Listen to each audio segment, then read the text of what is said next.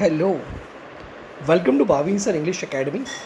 Today grammar lecture में हम बात करेंगे 5 फिगर ऑफ स्पीच की। ठीक है, चलो शुरू करते हैं। The first sentence is the wind whispered through the trees.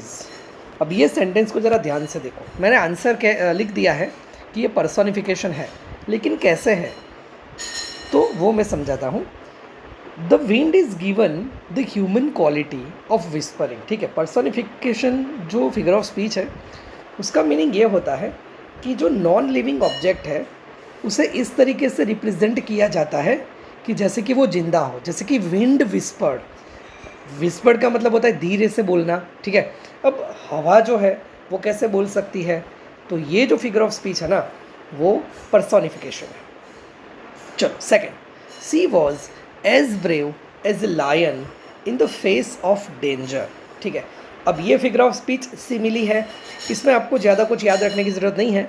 अगर सेंटेंस में एज और लाइक दो वर्ड अगर आपको दिख जाए तो ये फिगर ऑफ स्पीच सिमिली हो सकती है। ठीक है, the third is time is a thief that steals our moments. ठीक है, अब ये जो फिगर ऑफ स्पीच है उसका आंसर है मेटाफर।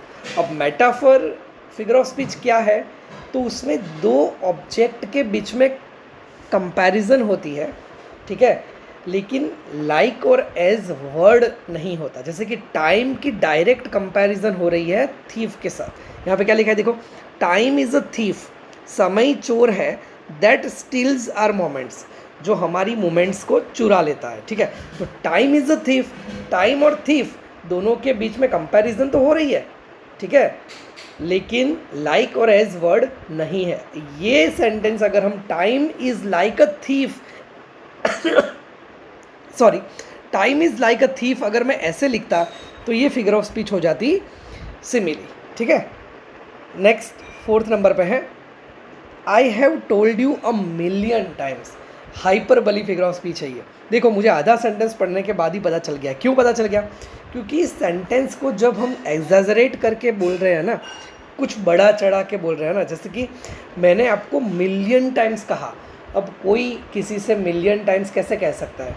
ठीक है, तो मैंने आपको मिलियन टाइम्स कहा टू क्लीन योर रूम, तो बड़ा चढ़ा के बोली हुई बात है ये, तो ये हाइपरबली है। ठीक है, और फिफ्थ नंबर का सेंटेंस है द क्लास वॉज अ जू।